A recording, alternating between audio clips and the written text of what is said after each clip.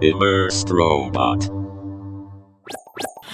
So after a short delay, PIMAX announced their upcoming headset PIMAX REALITY 12K at their Frontier online conference this week, and it's definitely a headset which is pushing the specs on paper once again.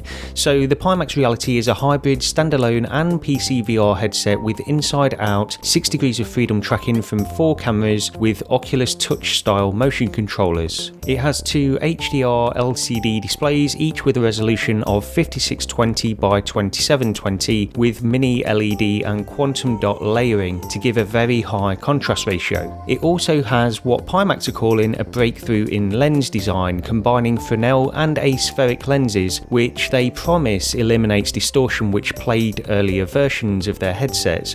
And this was something that I always had an issue with on their headsets, and so this is something that stood out to me. The wide field of view notable in PIMAX headsets is also offered here with 200 degrees horizontal and 135 degrees vertical. It will also have integrated eye tracking with facial and body tracking too, and this is achieved through various other cameras on the bottom of the headset. So this headset has actually 11 cameras in total. It also has a swappable battery positioned at the rear of the headset.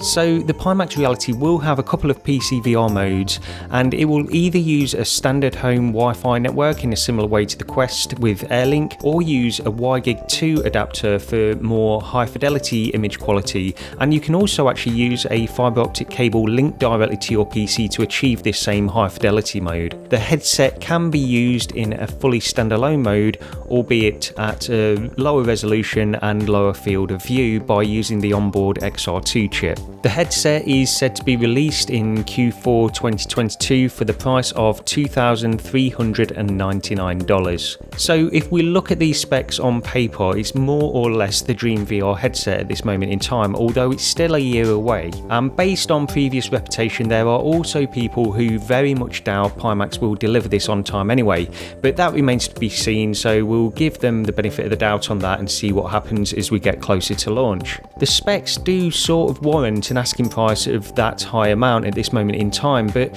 in a year the landscape could be very different, and it's a very early announcement that PIMAX are showing here, and they're sort of showing their hand early, presumably in order to get ahead of the competition, but that also allows the competition to see what they have in store in a best case scenario. But the main thing that interests me with this headset is the comment on those breakthrough lenses to remove the distortion found in other PIMAX headsets.